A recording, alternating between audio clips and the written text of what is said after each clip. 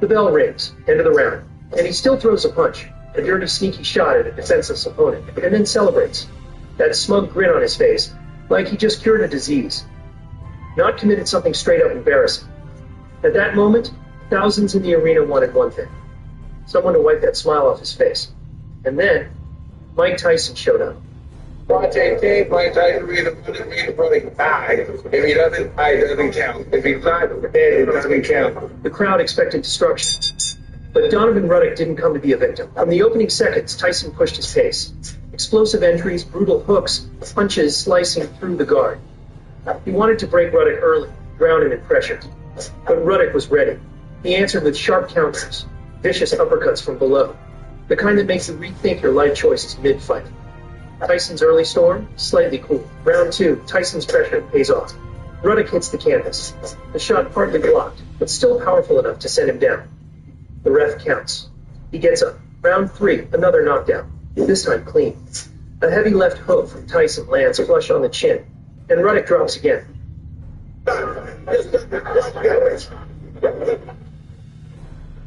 Saved by the bell, literally. Yes, Tyson was taking rounds. But Ruddock stayed dangerous every second. He tied Tyson up in clinches, killed combinations, and kept launching that signature left uppercut, the one that sneaks right between your hands like bad news. And it worked. Tyson, trying to break him, started getting predictable, loading up, charging forward, relying on power. Ruddock adjusted, controlled distance, clinched when needed. Species lurking, threats high.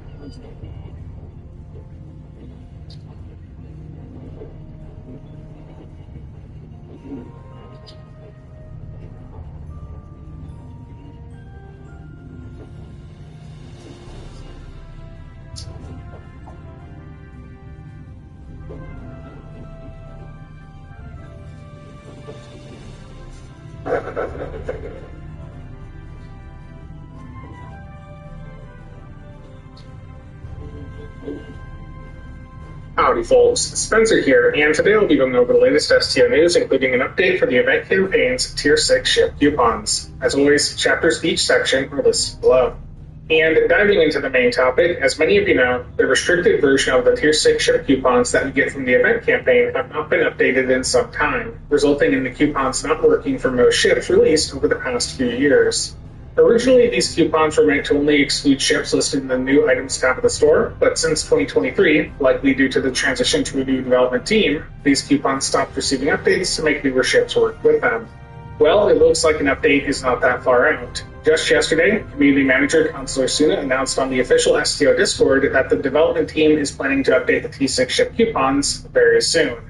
And following up on this, earlier today I sent Suna a message asking if there was any specific time frame that she could share, and the timing worked out really well here. She said that this update goes live tomorrow, October 1st on PC, and I happened to have caught her just as she got the list of what ships are becoming eligible for the coupons, and as you can see, it's quite significant. All 13th and 14th anniversary bundle ships will work with the coupon after the update.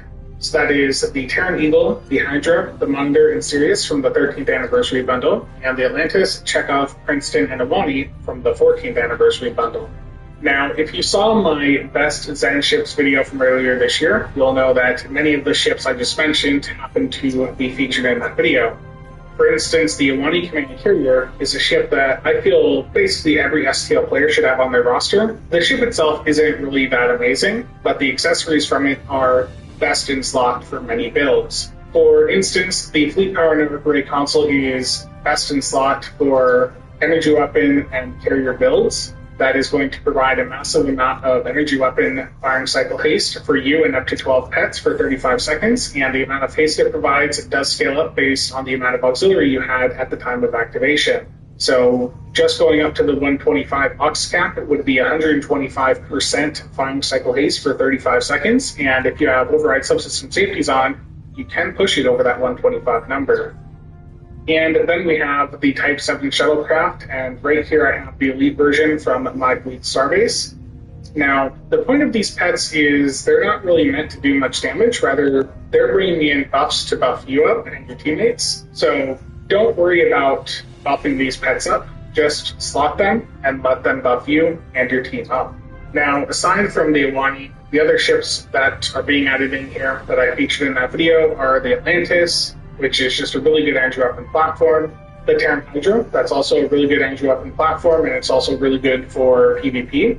Then there was the Terran Eagle, which happens to be the top torpedo platform in the game right now, due to the console that you get with the Terran Eagle. And I don't have any others listed here, but some of these other ones are pretty good. The Terran Monitor, for instance, is the best nebula currently in the game, and that is also one of the best science carriers out there. The Terran Sirius also happens to be a decent budget tank platform. And for the other ships here, the Chekhov and the Princeton, they're not bad either. The Princeton has a console on it that lets you convert your hull capacity into damage output, so that might be interesting for some players as well. The point is, though, that all of the ships that they're adding in here are really great, and they're giving you some very strong options to use your event campaign coupons on.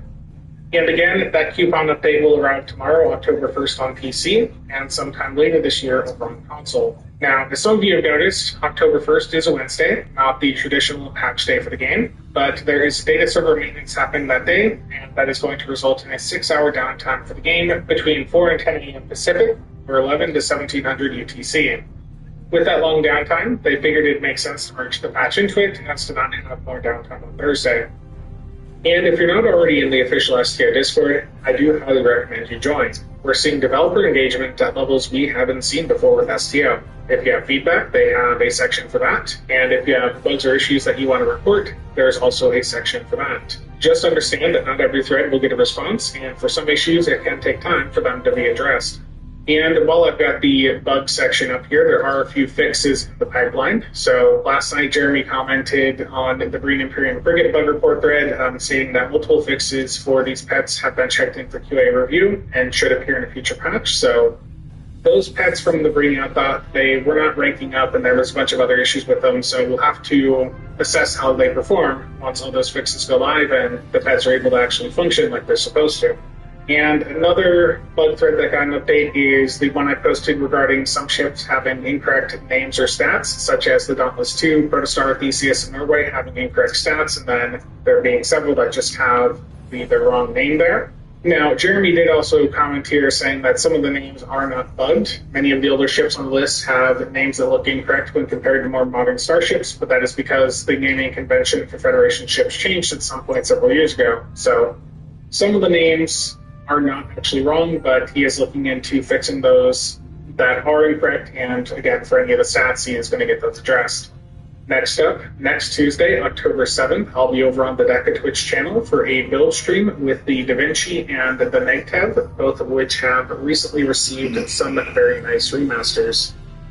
And shifting over to some more traditional news, for PC, we have a 25% key flash sale that started yesterday and is still up until tomorrow, October 1st at 10 a.m. Pacific. So that's 25% off keys, along with a return of the 20 keyring bundle, which features an Ultimate Tech upgrade into the store. So if you're looking to pick up keys, this would be a good sale to take advantage of.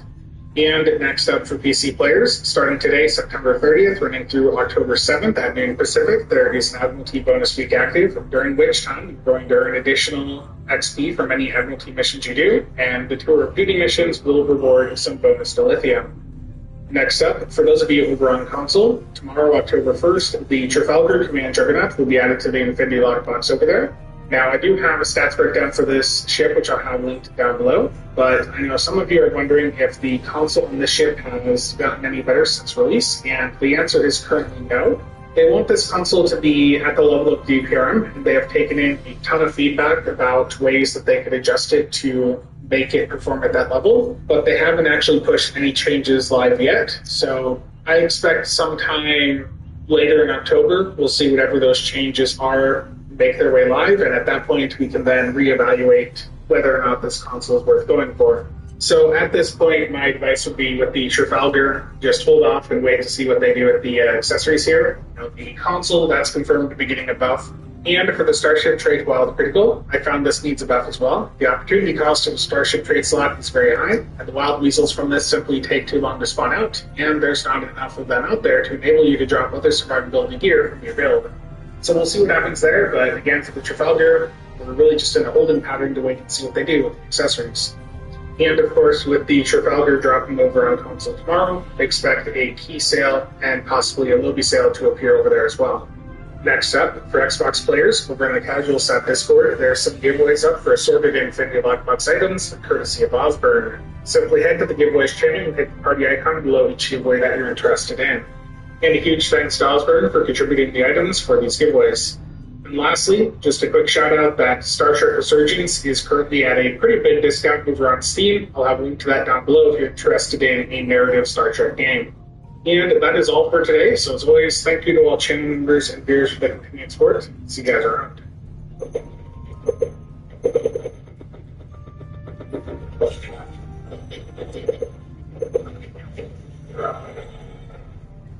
White out spot. Play for me.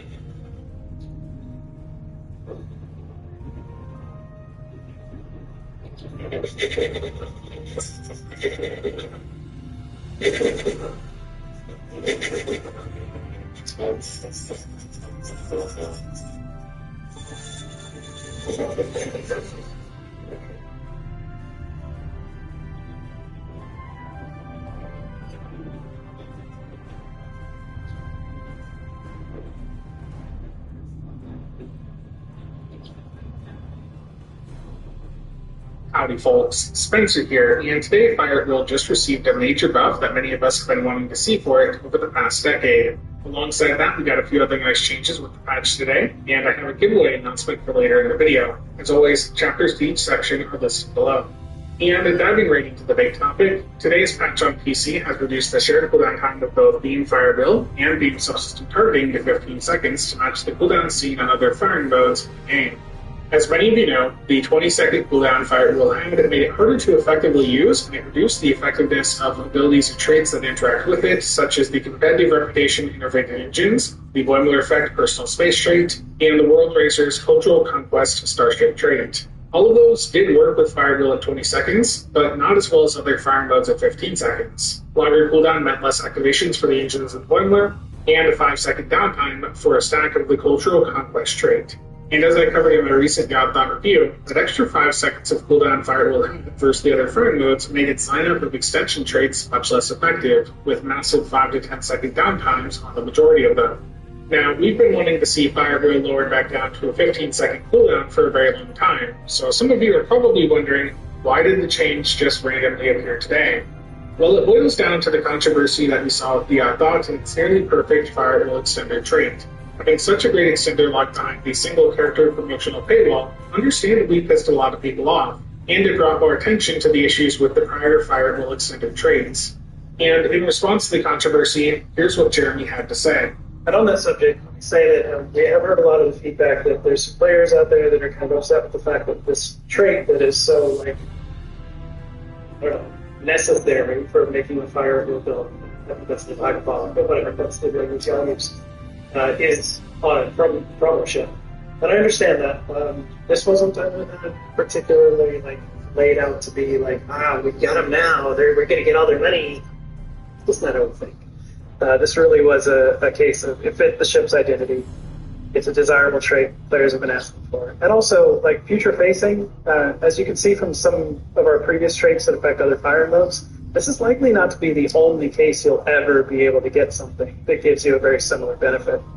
There are other ways that we could release other Firewheel extension traits that do have things like triggers, like the Cannon Rapid Fire has, Withering Barrage, I think it is, where you have to crit in order to get your extensions. So there's other options. We'll continue to explore the space if it still remains popular. or players feel like getting this version is too difficult to get or whatever. So keep sending your feedback. It is definitely something that we're listening to and considering for future shows. In the weeks following that release, many expressed their thoughts on the official Discord and elsewhere. Now, moving on to September, I started to plan out my next meta update video, and I decided to focus it on Fire at Will. So given some time had passed, I reached out to see if there was any update regarding new Fire at Will extenders, or if the systems team had looked into lowering the minimum cooldown of Fire at Will down to 15 seconds to match other firing modes and enable the existing portfolio of fog extenders to become more viable. And today we got an answer. To me, lowering the cooldown to 15 seconds made the most sense, as it improves the existing extenders enough that I don't think they need to worry about making another extender trait. Now, I'll be testing each of the extenders out shortly to see how much this change has actually impacted them. But first, I do want to thank everyone who sent in feedback about fog extenders over the past few months. And a huge thanks to Jeremy, Suna, Pundis, and others on the STO team that saw this feedback and helped get it done. The communication we're seeing with the dev team right now is amazing and helps boost folks' confidence on the future of the game.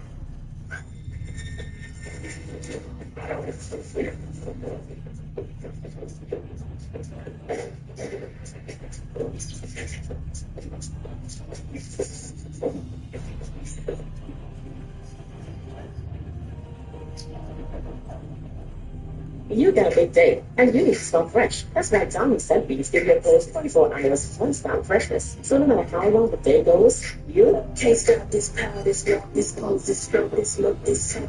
Johnny said bees. Smell unstoppable. Now, heading in-game, I want to see what sort of impact this actually has for the various Fire at Will extender traits. I'm going to start with the most recent and work backwards. Again, chapters are listed below if you want to skip ahead to any specific starship trait. Okay, so the first trait here is the one that started this entire controversy, and that is the green free fire off of the dot.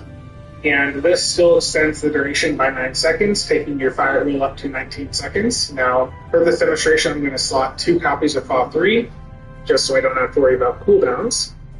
But the issue you're going to see here is I can't activate my fire at will again until the full 19-second duration of this trait boosted fire at will is over. So you're still going to run into an issue of not being able to get as much out of Cultural Conquest, which you just saw drop off there.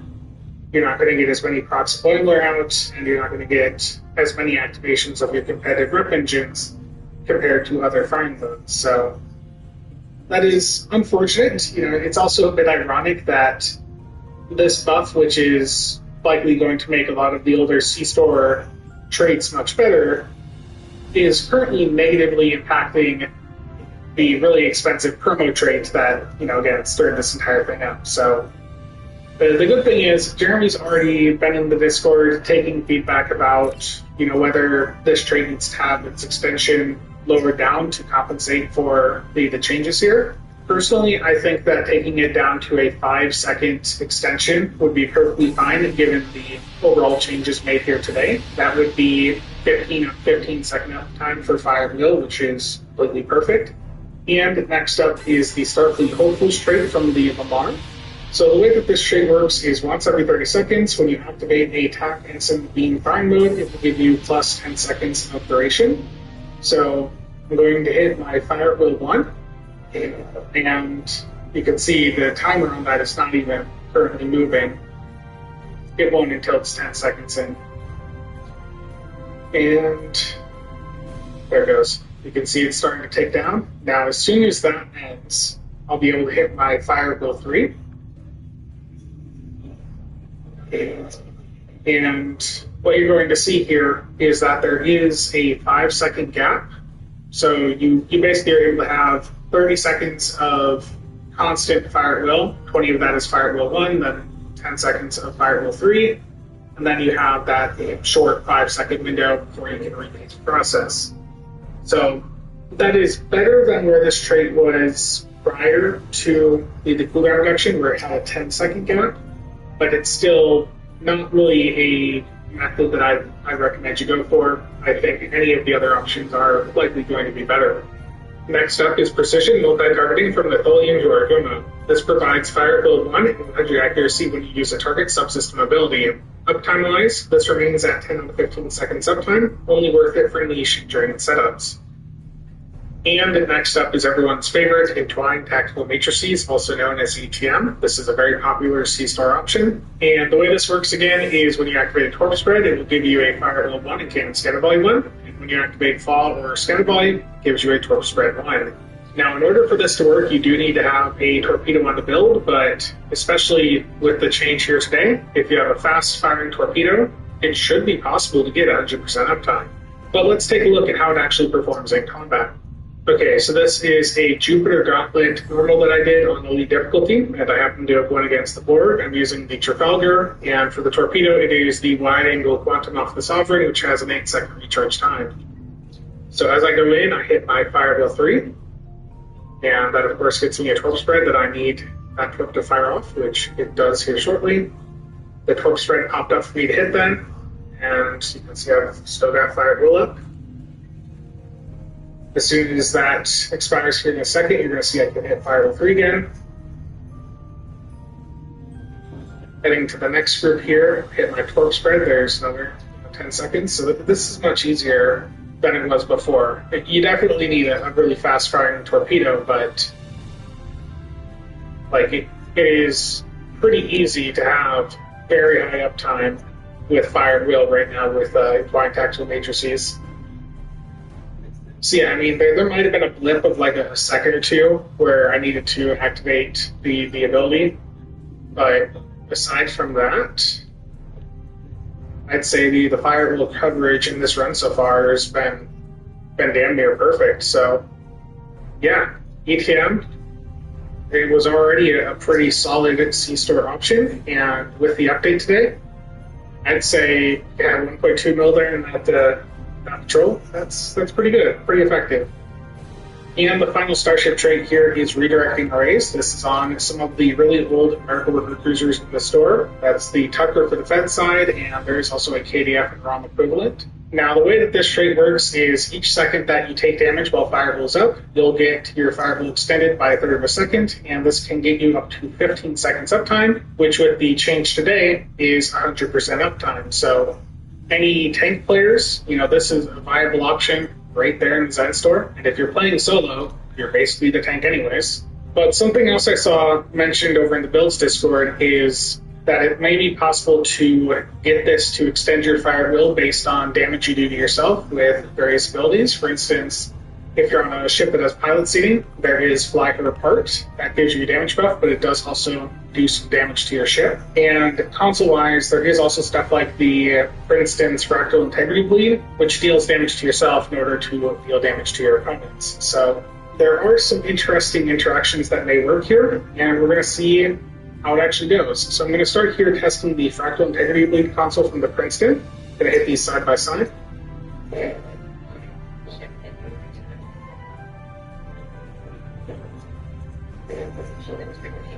So you can see my ship is taking damage there. We're over 10 seconds into that console, which is up for 20 seconds. Yeah, that right there gave me basically 15 seconds of Fire Will. So that is an interaction that does appear to work based on that testing.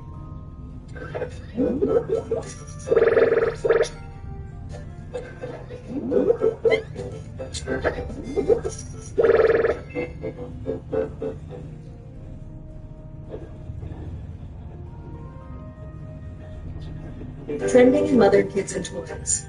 Alibaba.com, a leading B2B e-commerce platform for global trading.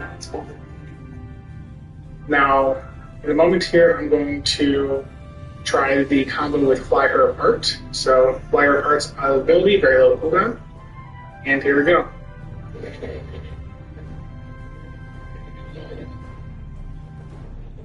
You might have mistimed it by like a fraction of a second there, so might be slightly off, but yeah, I mean that extended the Fire Will beyond the 10 seconds there. So that is another option you can consider, though it looks like if you were to try and chain those back and forth, you wouldn't be able to have Fly Her Apart up all the time, but still quite often, and you'd be able to achieve a very high Fire Will uptime with that. So I mean, if you combo that with even just taking a couple incoming attacks while the Fire Will's up, that right there should be a pretty viable option. And to recap the testing here, this is a major improvement for Fire Will. Both of the extenders you can get account-wide in the Zed store are now capable of providing 100% uptime for Fire Will.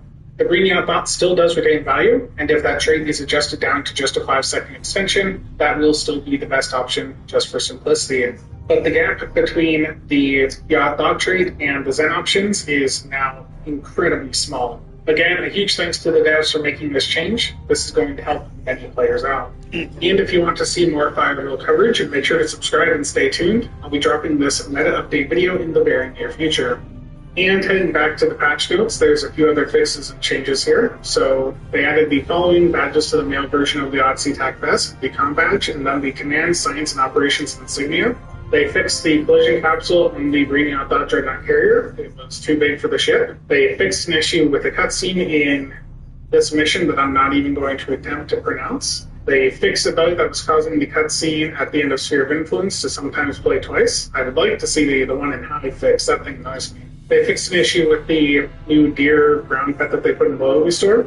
They fixed an edge case found during the Granted Vex fight in Axiom, which could cause certain enemies to fail to respawn properly. They fixed a visual issue over on the Arc Boulder's primary fire, where it appeared to be affecting enemies farther away from you than your primary target. They fixed a typo with the trifluoride Maelstrom, and they fixed a bug that was preventing the Merit Worker ground ability overload power cells from granting benefits to weapons that deal radiation or fire damage. And then there is a change here for the Ethereans. They have adapted. So Etherean humanoid enemies have gained access to the adaptation mechanic. This excludes most construct types of the Etherean security encountered in Axiom. And they added the necessary content mechanics in Axiom and Best Laid Plans to auto-display the remodulator and provide a tutorial for how to use that mechanic. And then there's a few miscellaneous fixes for the episode and TFO. All around, a good set of patch notes, and I really appreciate having lots of things detailed in here. And shifting over to console, you guys are getting the Voth Invictus event starting tomorrow, October 2nd. So this is the next part of the year-long event campaign. So make sure you're logging in and getting your event campaign progress done. Of the options here, the easiest I found was just have a character parked at the Voth the Ground Battle Zone. That was pretty simple. And even if you have the event campaign completed already, it is very much worth doing because the ship here, the Voth Stronghold, it is a pretty solid ship. Lastly, I've been given some codes by ARC to give away. Each code nets a Borg exoskeletal frame, a liberated Borg engineering bridge officer, and 12 bank slots. These codes are for PC and do require an ARC or ARC League account. Further info is up on screen. I have 10 codes to give away, which I'll be spreading throughout content this month. For the first two, all you need to do for a chance to win is leave a comment below that includes your in-game map handle and any number between 1 and 1,000. Winners will be drawn on my October 4th stream. And if you're not sure what your in-game map handle is, simply hit in-game and right-click on your health bar and your character, and you can see your character name and handle. I don't need the character name, just the handle, and if you have a hashtag and numbers there, please make sure to include those as well. And that is it for today. As always, thank you to all channel members and viewers for the continued support. See you guys around. The meat is trapped behind the fence, and honestly, that pile is getting scary. We need to move it before it overflows. First, I bring the meat to the grill. Now, I spend cash to open the belt. Perfect! The meat can finally move by itself. The hungry crowd is waiting right there, so cooked meat goes straight to the table. They eat, they pay, and I grab the money. Now we upgrade because one lane is not enough. Now we are serving faster. The meat pile is still pushing on that fence, so I build another service route. Now the whole system is finally flowing. Look at that cash stack. We are rich. I spend it all before the meat wins. Boom. The crowd turns into pure money. The pressure is dropping and it feels amazing. Then the game opens a new work area. Great. Another pile, another problem. Play down survive. Play free.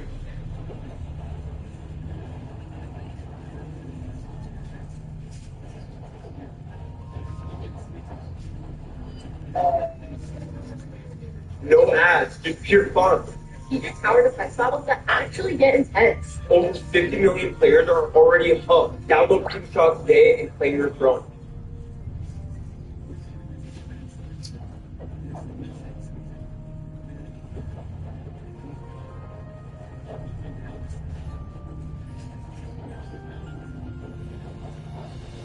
Remember that video I did about consoles that add more meat to your build? Well, that did pretty well, so now we're going to do the same thing for torpedoes. Now, there are quite a lot of different consoles that will add additional torpedoes to your build. Some of them are pretty good, some of them are not so good, and some of them just look really cool, so you're probably not going to carry it away, so let's get into them.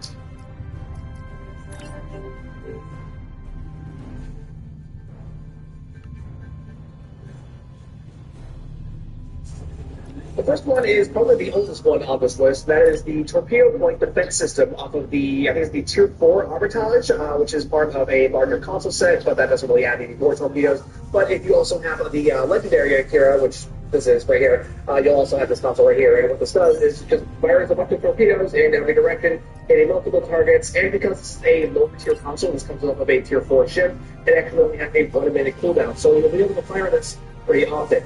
And this is what it looks like. Okay. I think this fires torpedoes in every freaking direction and it's ready to add a bunch of different targets that are near you. Next is the Point Defense Bombardment Warhead. This comes off of the NX refit, which the original version is a Bowline ship, but if you also have the 10th anniversary bundle, you will have this available to you off of the Legendary Columbia, which is the legendary version of the NX. What this does is it fires one large torpedo that will fire smaller torpedoes at your target, like this. Some of the torpedo, and now it's firing torpedoes, and there it goes.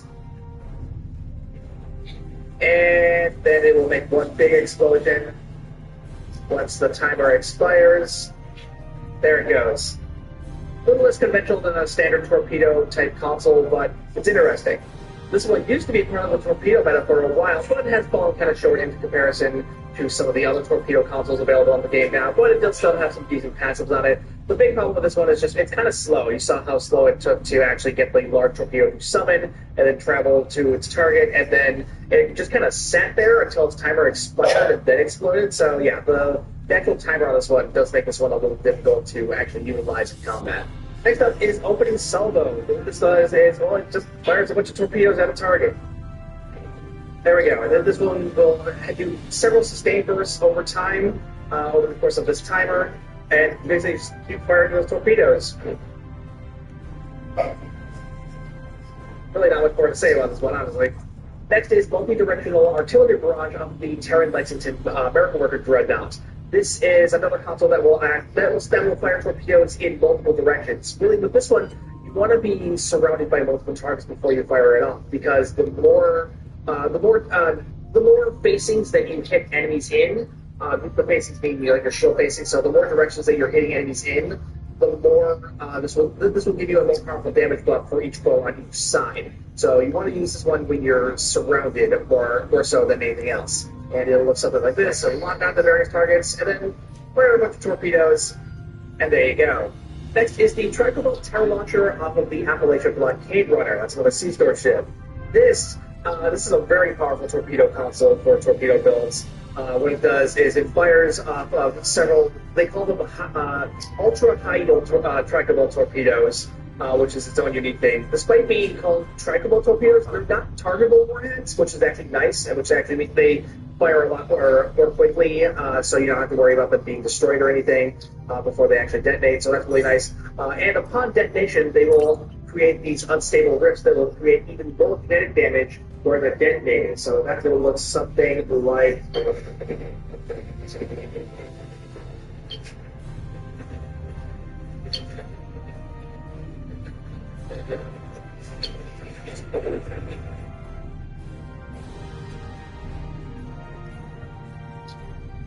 And hope you'll get Sebastian.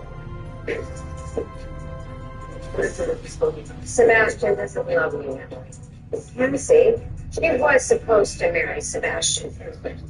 I'm wondering if you would work paper and sign her. Wait.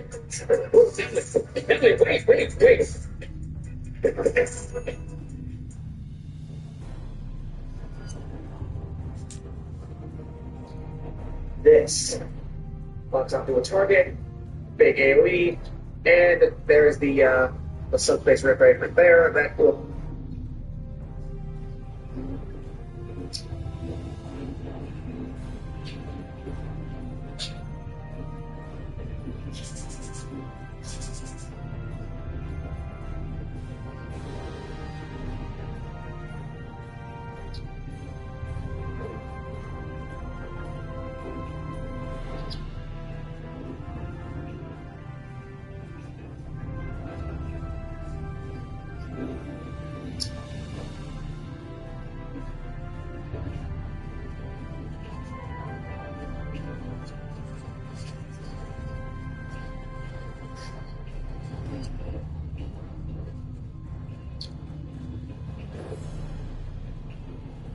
folks, Spencer here, and today I'll be going over how to upgrade your T5 and T6 ships up to the new X2 status.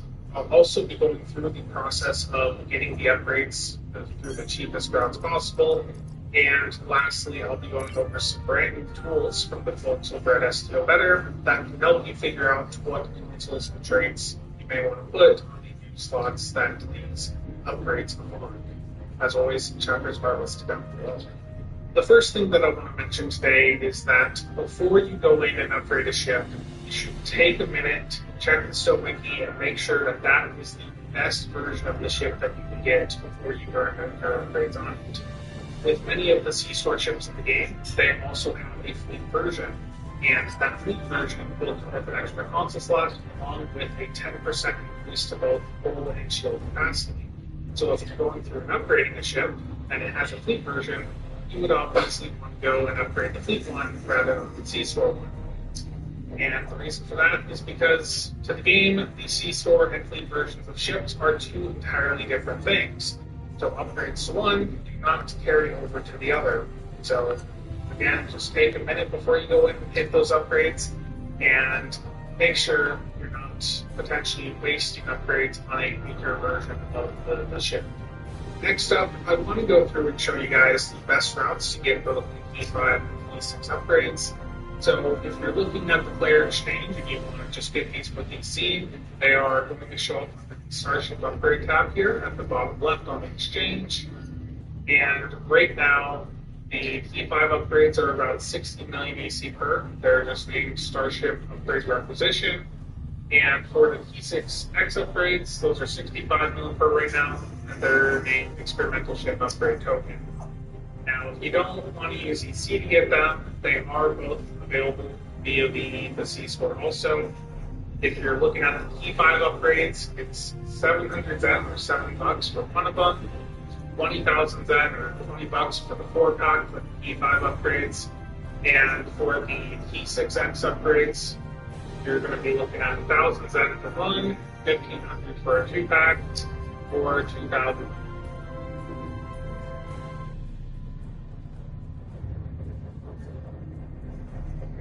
for a 3-pack. And for the T5 upgrades, I think the best route to get those is via the player exchange. You know, they're 60 million EC per, so if you really have a T5 ship that you want to upgrade, there's no T6 version of it or something, then I would just go through and pick up some keys with Zen and sell them, and then use EC to pick up.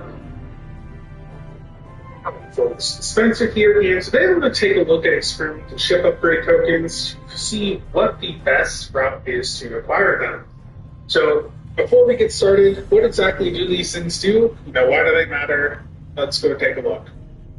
So, these experimental ship upgrade tokens are also often referred to as T6X tokens. The reason is these are the things that you would use to convert to the ship from Tier 6 to Tier 6X. Now, in the process of upgrading your ship, you will get an extra device slot, an extra universal console slot, and an extra starship trait slot. And important note, because I know somebody's going to ask it, if you have a merit worker ship and you upgrade to T6X, yes, it will get an additional universal console. Now, it's also important to note that if you have a Tier 5U ship, that you have, so a T5 ship that you've already applied the T5U upgrade to, then you can also use a T6X token on the T5U ship to upgrade it further and get an extra universal console on it. And any ship that you upgrade will have that upgrade applied account-wide.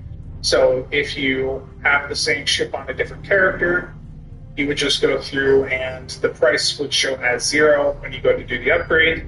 So you could then just go through and get the upgrade for free on your own characters. Now, there's really 3 main sources of these T6X upgrades. The first is going to be some of the events that they run. Most notably, I would say, is the 2-week-long Red Alert events. Usually when you do those 2-week-long ones, they'll have an experimental ship upgrade token as one of the rewards. Then there is the C-Store. in which you can either buy a single token for 1,000 Zen or a 3-pack for 2,000 Zen. So that 3-pack, 2,000 Zen is 20 US dollars. And if you look at the bundles in the MUD store, many of the MUD's bundles that they do release will feature these T6X tokens as an option. Now I'm going to tell you, and you're going to see this as I show you the spreadsheet I have, that this is an absolutely terrible value. You are tossing money away if you ever pick these from a MUD's pack. And in addition, these T6X tokens are often used as fluff on some of the bundles that exist to increase the overall appearance value within those bundles. So there is a third route to acquire these tokens. So we had events that give them out. We had C-Store. And then in the C-Store, there's a few different routes. There's the tokens directly. There was the bundles, the ship bundles that would happen, and then the MUD's bundles, which have them at a very terrible value. Now, the third option is Phoenix Prize Packs, specifically during a Phoenix Prize Pack event. During Phoenix Prize Pack events, you will be able to use any Phoenix tokens you have to convert them over to a single T6X token. So if you have 5 ultra rare tokens, you can convert each group of 5 into a T6X token, 20 very rares into a single token, and 100 rares into a single token. There's no cap on how many of these you can purchase. So as you can see here in game, basically this entire stack of 30 something that I have all came from me opening up the Phoenix Prize Packs, which I bought with Dilithium in the Dilithium store here.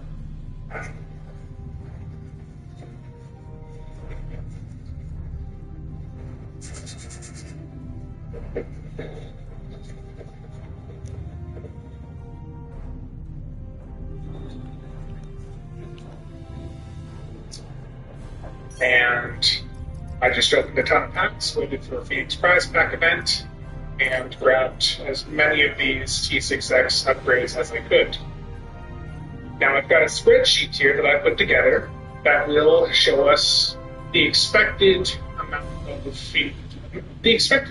of the different tokens you would expect to get from Phoenix for a certain amount of packs opened, and also how many T6X tokens you would receive for that amount you put in on average, and the cost per T6X token.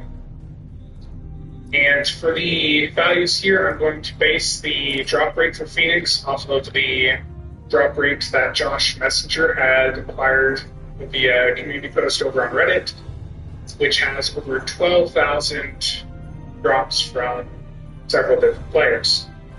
So we're going to use that data set and that drop rate here to assume the average for Phoenix packs. Now let's take a look at how many T6X tokens you would get for opening 10 packs. You wouldn't get one because 10 packs isn't enough. What about 40 packs? And as you can see here, once you've opened 40 packs, you should have enough of these tokens on average to get a single T6X token.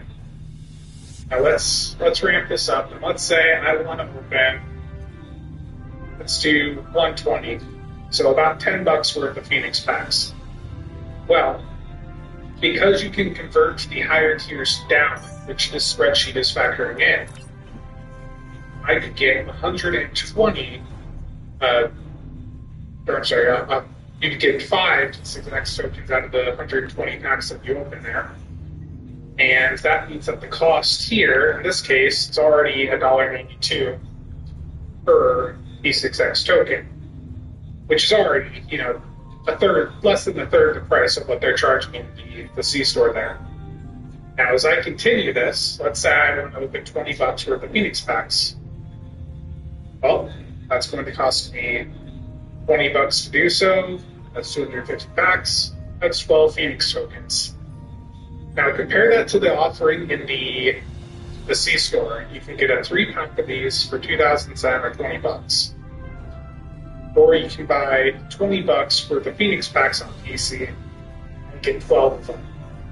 So, in addition to getting 12 of them, you're going to have a chance to get an Epic token. And now, I do need to clarify, this is factoring in that you would only buy the 10 packs and that you're on PC with the exchange rate being 500. I do have this set up actually, so if you are on console, you can change this, but just know that it will be a bit more expensive on console because your deluxe is at a lower rate than ours. And this is based off of people putting money in to convert to lithium to buy Phoenix packs. So it'd be a bit more expensive on console, but even then, it's still significantly cheaper at like $350 deal per event than it would be to just buy the tokens in the store. You're still getting a lot more for your money. So it's back to the BC rate. Now let's say I want to expand this up. Say, I think it's like 620 here is about $50 worth. And here at $50, that's 31 of these Xxxfux tokens. If I go and double this up, we go to $12.50. That's $100 worth of Phoenix packs on PC. That's 63 of these Xxxfux upgrades. And if I keep going, you can see that the price per Xxxfux token starts to cap out here or bottom. And you can mess around with this spreadsheet as much as you want by hitting file and make a copy, especially if you're on console and want to change these rates around.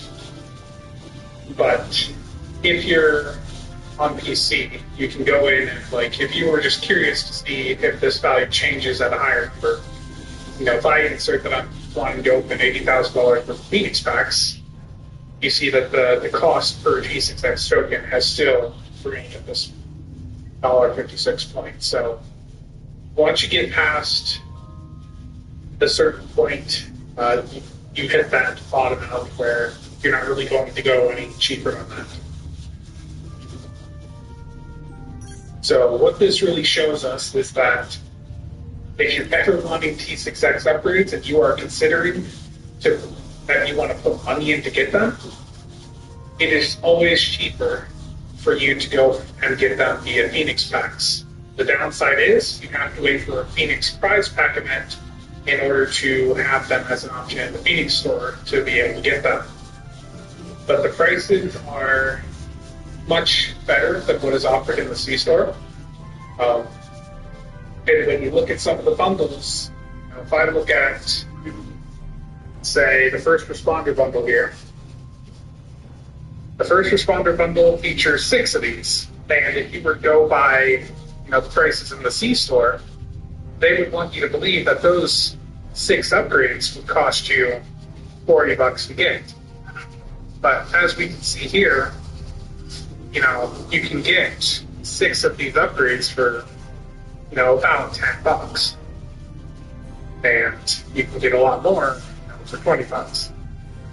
So the cost of these that they have them valued at for these bundles is highly inflated, and they do use these as a fluff piece to try and entice you to buy the entire bundle. Now, when it comes to the mud stuff, if you're looking at these bundles, first off, you never buy these things at full price. These things always go to a 50% off sale.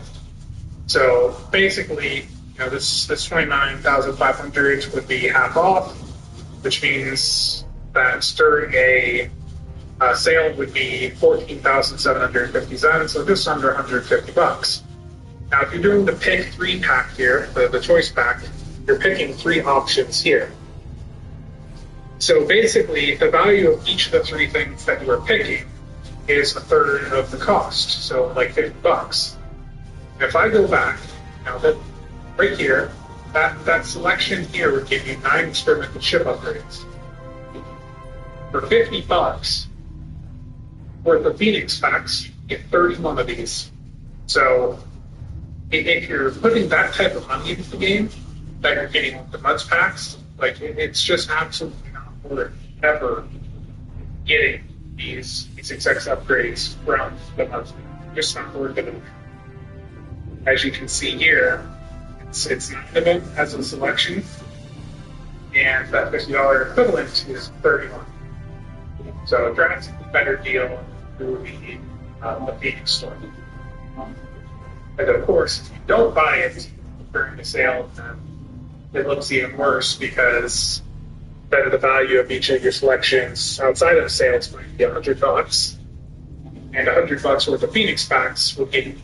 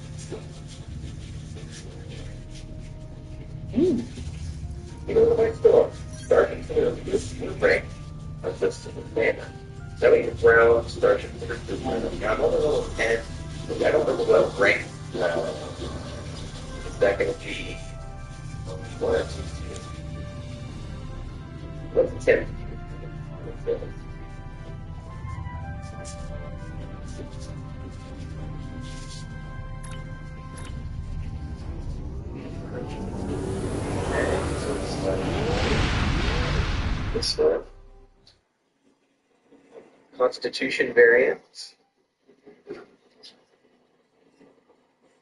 This is a... What kind of vessel is this? This next variant? Oh, it's the heavy variants. The Reefing variant. Oh, the Excalibur variant looks really cool. So, the Vesper variant. Oh, the X... Like, all of these look cool. Hold on, let's go back. Let's go back again. Oh, see, I want science vessels, don't I? Because I'm a science vessel. Well, technically I'm a science officer. But you get, I guess there's different ships here. You've got all starships. You have escorts, cruisers. Oh, so it was just showing me all of these. So we have escorts, cruisers, science vessels, and others. So if I remember correctly, the science vessels have different stats. You have 4 weapons 2, aft weapons 2, base turn. Supposed to be ship bundles. I have no idea what I'm doing, everybody. I'm literally showing this video to kind of give you a walk through. Alright. Browse the starships group. T3. I don't think we do T3.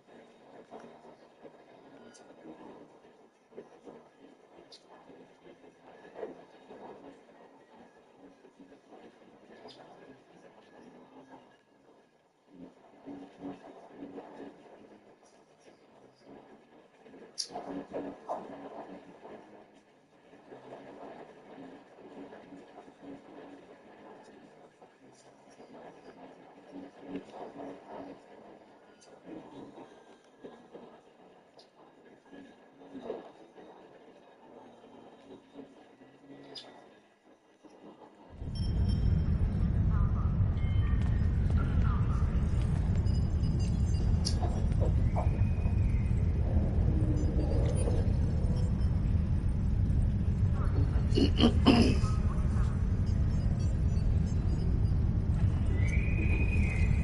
target. Report to Code Base 6.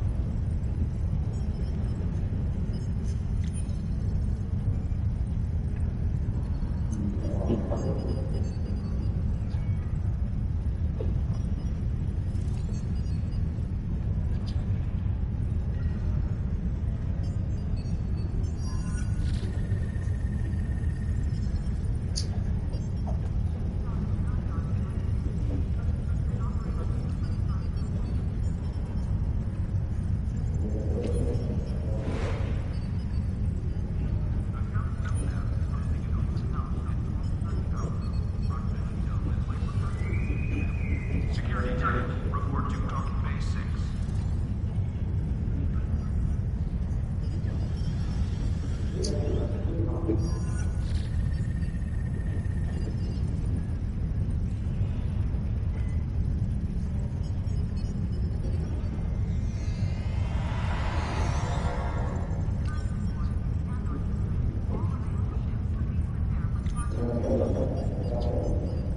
A welcoming reception for new Academy graduates will begin at 1100 hours.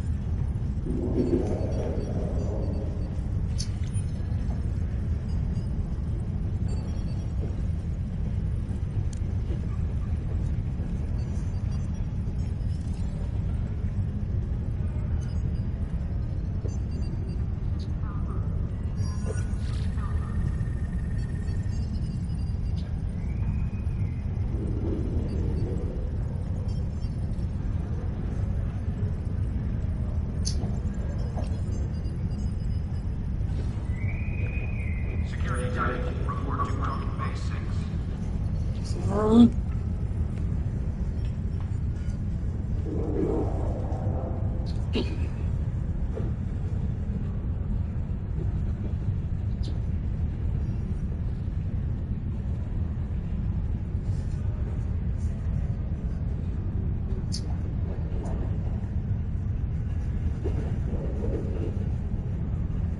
Paris shuttle arriving at Docking Base 6.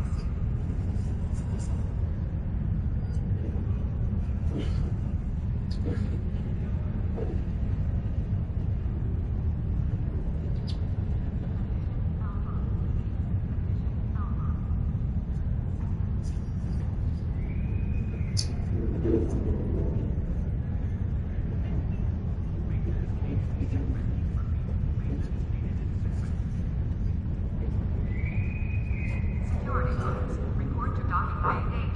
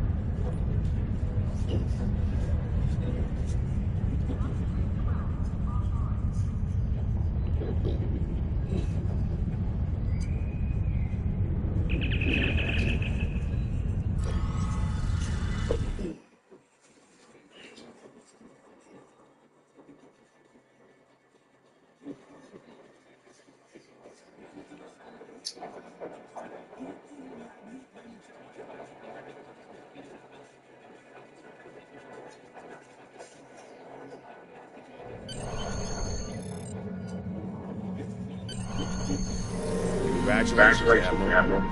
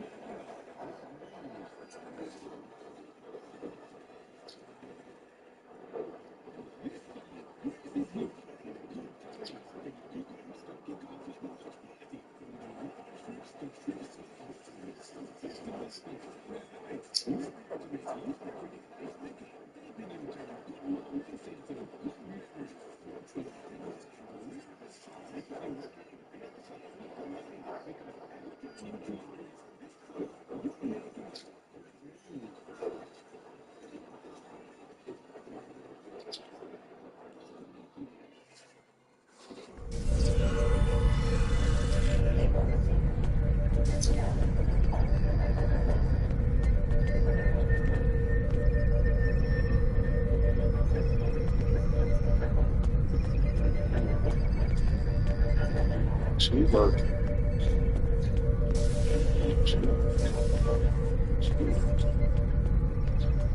Everybody's working.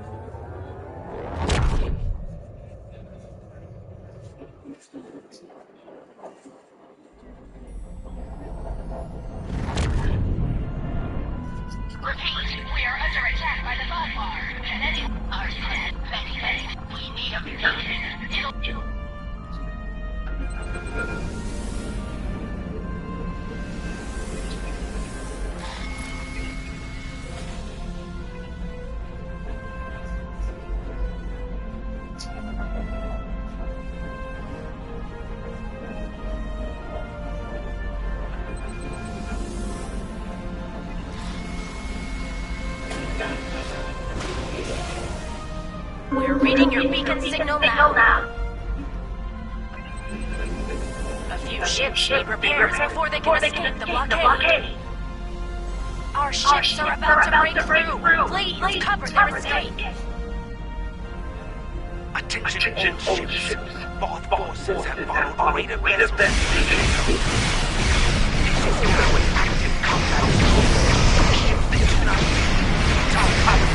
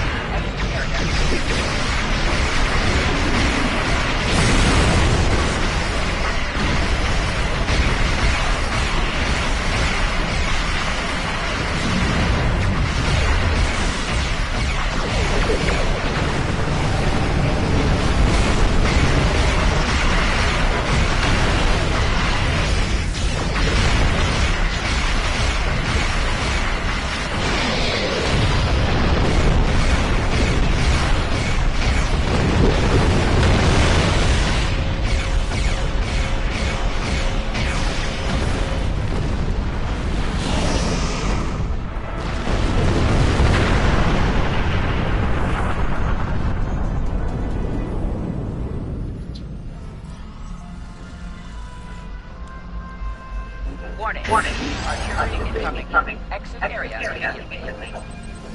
Thanks for the assist. Leaving the one.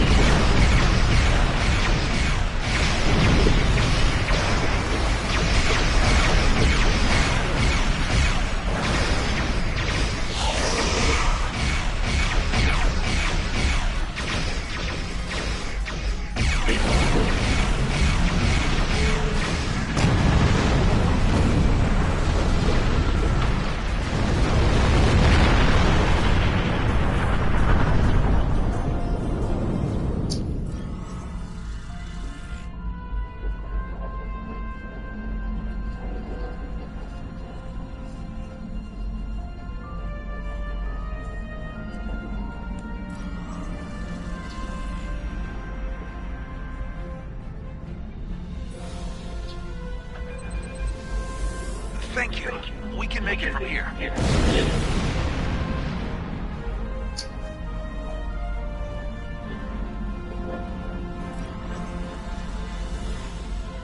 Warning.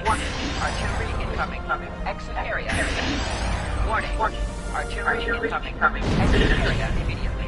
Engines are online. We're getting out of here. That's all of the stragglers. If you rejoin the fleet, we can make our escape.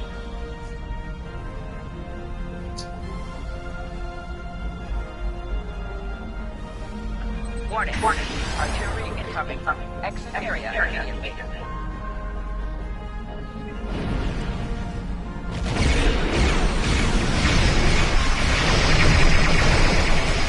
Protect our fleet. We can escape.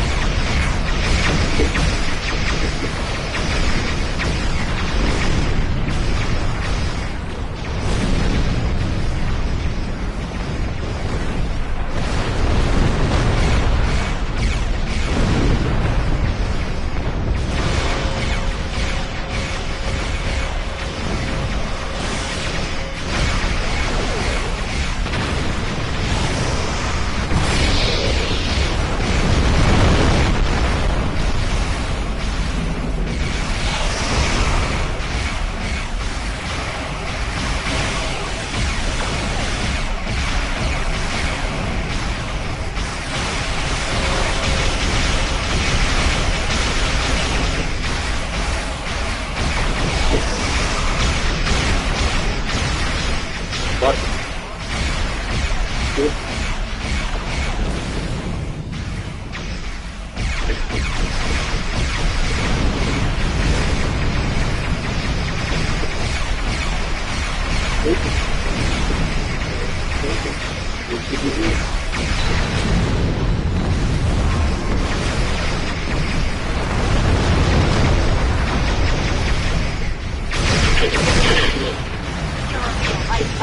What?